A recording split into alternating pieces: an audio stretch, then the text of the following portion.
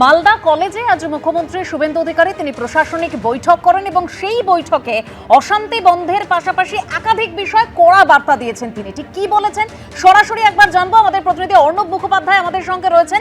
অর্ণব, আজকে যেরকম তিনি বলছেন যে শামশেরগঞ্জ মোথাবাড়ির ঘটনা যেন আর না ঘটে, এর পাশাপাশি আর কি বলেছেন মুখ্যমন্ত্রী আজ? দেখো, আজকে প্রশাসনিক বৈঠকে যেটা মুখ্যমন্ত্রী শুভেন্দু অধিকারী বলেছেন যে শামশেরগঞ্জ, বেলডাঙ্গা এবং মোথাবাড়ির ঘটনা যাতে না ঘটে আর সে ব্যাপারে কড়া বার্তা তিনি দিয়েছেন। এবং তার পাশাপাশি তিনি বলেছেন যে বিএসএফের যে আউটপোস্টগুলো রয়েছে সেগুলোও কিন্তু তিনি যাবেন এবং সেগুলো তিনি নিজে দেখবেন। তার পাশাপাশি তিনি বলেছেন যে এখানে অনেকগুলোই বিষয় নিয়ে আলোচনা হয়েছে, যে বেশ কিছু সামাজিক প্রকল্প, যে প্রকল্পগুলোর ক্ষেত্রে দুর্নীতি হয়েছে, অন্যের কাছে চলে গেছে অ্যাকাউন্টের টাকা, সে ব্যাপারে সেই স্থানীয় বিধায়কদের, যেরকম ডোমকলের বিধায়ক হোক, জঙ্গিপুরের সাংসদ হোক, তাদের সাহায্য চেয়েছেন। তার পাশাপাশি আমরা যেটা দেখতে পাচ্ছি, তিনি বলছেন যে 50 লক্ষ মানুষের মধ্যে অ্যাকাউন্টে ইতিমধ্যেই অন্নপূর্ণা যোজনা ঢুকতে শুরু করেছে। এইভাবে বার্ধক্য এবং বিধবা ভাতা সেগুলোও ঢুকবে। এবং জঙ্গিপুর আর ডোমকলের ক্ষেত্রে তো তোমাকে বললাম। এছাড়া বলা হচ্ছে যে আয়ুষ্মান ভারত যেটা হচ্ছে, যাদের স্বাস্থ্যসাথী রয়েছে সেটা আয়ুষ্মান ভারতে ট্রান্সফার হয়ে যাবে। এছাড়া যেটা বলা হচ্ছে, পরিযায়ী শ্রমিকরা তারা যেখানেই থাকুক না কেন আয়ুষ্মান ভারতের তারা সুবিধা পাবেন। চাঁচল আর গাজল পৌরসভা, এগুলোকে পৌরসভার মধ্যে নিয়ে আসা হবে। তার প্রাথমিক কাজ শুরু হয়েছে। নদী ভাঙন, সেটার ব্যাপারে বলা হচ্ছে যে সেটার ব্যাপারে কাজ করা হবে।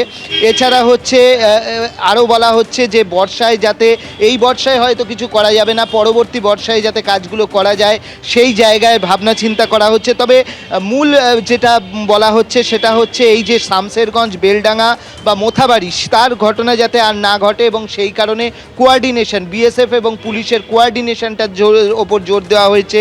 পাশাপাশি বিএসএফের এই সেন্টারগুলো যেগুলো রয়েছে সেগুলো তিনি ঘুরে দেখবেন, এমনটাও তিনি বলেছেন।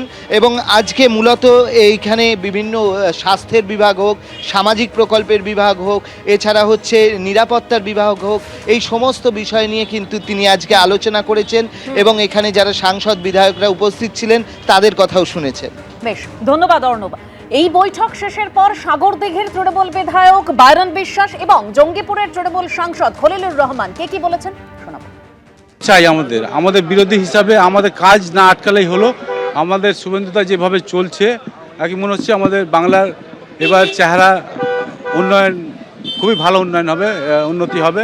এবং এই বলে আমি দেখতে পাচ্ছি যে ফিউচারটা আমরা বিরোধী হিসাবে মনে হচ্ছে না যে আমরা বিরোধী, মনে হচ্ছে যে আমরাও বিজেপির একটা অঙ্গ হিসাবে, মানে বিজেপির বিধায়ক হিসাবে মনে হচ্ছে। কিন্তু যে নিয়মটা শুভেন্দুদা দেখলাম আর কি, নতুন ওনার সঙ্গে তো আমার পুরোনো দিনের আলাপ ছিল, কিন্তু সিএম হওয়ার পরে আমার আজ প্রথম ওনার সঙ্গে পার্সোনালভাবে কথা হলো। উনি গাড়িতে চড়ছিলেন, তার মধ্যে একটু সময় পেলাম তো কথা বললাম।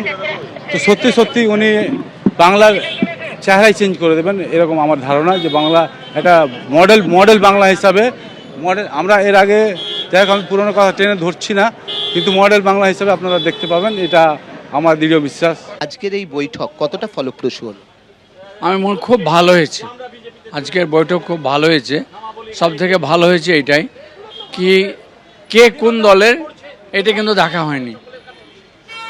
সরকার দেখেছে যে যেখান থেকে নির্বাচিত হয়েছেন, যে দলেরই হোক না কেন, তারা কিন্তু থেকে সরকারের সমস্ত আধিকারিকদেরকে নিয়ে এলাকার উন্নয়নের কাজ হবে। এটা নিঃসন্দেহে খুব ভালো দিক, ভালো দৃষ্টান্ত।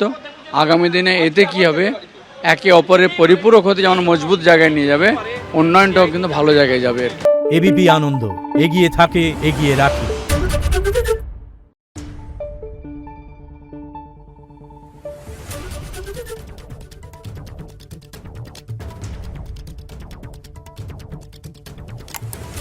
Thank you.